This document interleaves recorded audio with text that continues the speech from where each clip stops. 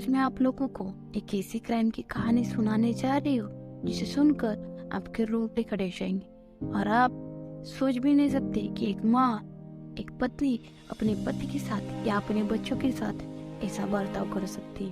तो कहानी है उत्तर प्रदेश की। उत्तर प्रदेश शहर में एक छोटा सा गांव था गोरखपुर। उस गांव में अर्चना नामक एक औरत अपने पति के साथ और अपने बच्चे के साथ खुशी खुशी अपना जीवन बिता रही थी। अचानक अर्चना को फेसबुक पर एक अजय नामक फ्रेंड मिलता है, जिससे उसकी बातचीत बढ़ने लगती है, उनकी दोस्ती बढ़ती है और उनका ये दोस्ती प्यार में बदल जाती है। जो उनका प्यार था वो शादीशुदा होने की वजह से समाज में नाजायज था। इसकी वजह से वो चुप चुप कर मिलते थे, चुप चुप कर बात करते थे और अपने पति को इसकी बात भनक तक ना चले, इसलिए अर्चना ने अजय ने दिया हुआ सिम कार्ड फोन पर डालकर उस पर से फोन कर फिर सिम अपने पास रख लेती थी। इसे कुछ दिनों तक चलने के बाद अर्चना के पति को उनके बारे में पता चलने के बाद उसने उसे बहुत मारा और समझे यदि तुम ऐसा मत करो, हमारा एक बच्चा है, हमें साथ में रहना। इसके बाद अर्चना उसकी बात मान ली और उनसे साथ रहने लगी। लेकिन फिर भी अर्चना को अजय की याद आती थी और वो अजय के लिए तड़पती थी और अजय का भी वहाँ पर वैसा ही हाल था। इसके बाद अर्चना ने अपने पति का भरोसा जैसे तैसे जीत लिया। फिर से उसका पति पहले से उससे बात करने लगा। उसको उस पर नजर नहीं रख रहा था और उसे बाहर भी छोड़ रहा था और उसे फोन भी दिया गया। तो ऐसे ही वो फिर से अजय से बात करती है, अजय को मिलने को बुलाती है। अजय कहता है मुझे मिलने आओ, हम कुछ तो करेंगे। तो इसके बाद कुछ बहाना बना कर घर से बाहर जाती है और उसके पति को ऐसा लगता है कि सुधर गई है, ये वापस ऐसा कुछ नहीं करेगी। लेकिन अर्चना का तो कुछ अलग ही प्लान था। इसके बाद अर्चना अजय को मिलने जाती है, दोनों की बातचीत होती है। अर्चना गले मिलकर रोती है, कहती है कि अब मुझे उसके साथ नहीं रहना, मुझे तुम्हारी बहुत याद आती है और मुझे तुम्हारे साथ ही रहना, मुझे भगा ले चलो। तो इस पर अजय कहता है मैं तुम्हें भगा तो नहीं ले सकता, लेकिन हम साथ में रह सकते हैं, समाज में इज्जत से शादी करके हम साथ रह सकते हैं। तो अर्चना कहती है तो वो कैसे? तो अजय कहता है तुम्हारे पति को मारना पड़ेगा। तो अर्चना पहले इतने दिनों से उसके लिए तड़प रही थी, तो उसमें उसकी बातों में वो हामी भरती है और कहती है ठीक है हम उसे मार देते हैं। तो इनका जो षड्यंत्र था वो पता चलता है और कहता है ठीक है तुम घर जाओ, उससे बर्ताव करो, मैं आज रात को तुम्हारे घर आता हूँ, तुम दरवाजा खोलो, उसके बाद जो होगा सो। तो अर्चना वैसे करती है, घर जाती है, अपने पति से बर्ताव करती है, अपने बच्चे को जमीन में सुलाती है और अपने पति के साथ सो जाती है। जब उसे लगता है कि पति सो गया है तो वो अपने फोन में पर अजय को मिस कॉल देती है और अजय को बुलाती है। तो अजय आ जाता है। अजय आने के बाद वो धीरे से दरवाजा खोलती है। इसके बाद थोड़ी देर बातचीत करते हैं और वो रूम में चले जाते हैं। रूम में जाने के बाद अर्चना अपने पति के मुंह पर कपड़ा बांधती है ताकि वो चिल्लाए तो आवाज बाहर ना आ जाए। इसके बाद अजय उसके दोनों पैर हाथ बांधता है। हाथ बांधते वक्त अर्चना का पति उठ जाता है, तो ये देखता है कि क्या हो रहा है, चिल्लाने का प्रयास करता है लेकिन वो कुछ नहीं कर पाता। इसके बाद अजय अपने बैग में से हथौड़ा निकालता है और अर्चना के पति के सिर पर जोर से मारता है। जोर से मारने के बाद उसका पति जोर से चिल्लाता है और बेहोश हो जाता है। तो अर्चना उसे कहती है अभी मरा नहीं, इसे अभी और मारना पड़ेगा।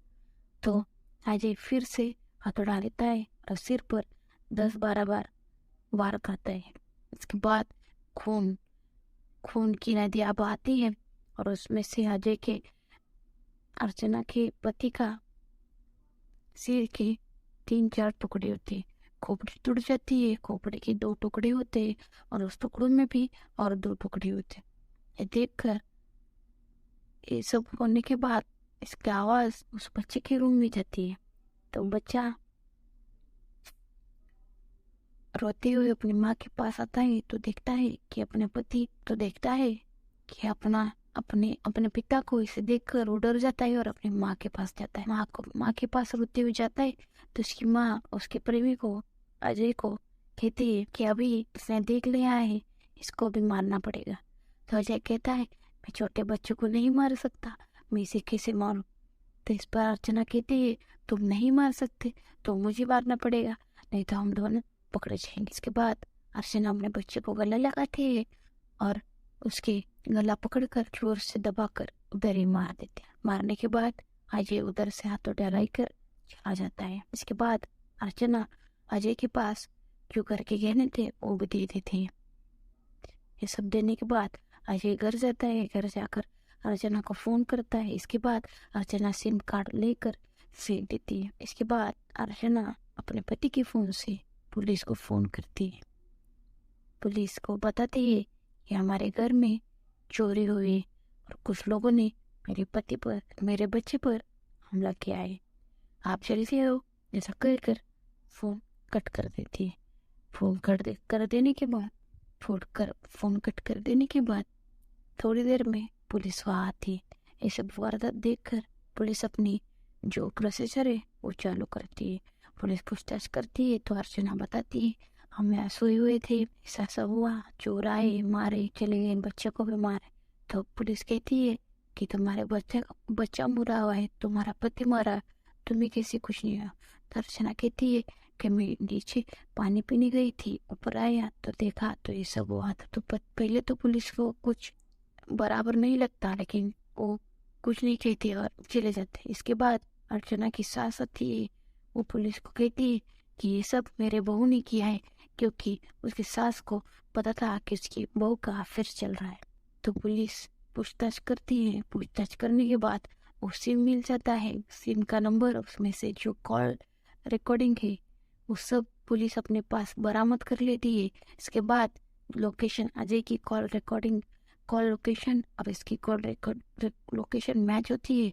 इसके बाद पुलिस ये केस 24 घंटे में, 48 घंटे में पूरा कर लेती है। फिर इन दोनों को कस्टडी में लिया जाता है, पूछताछ की जाती है।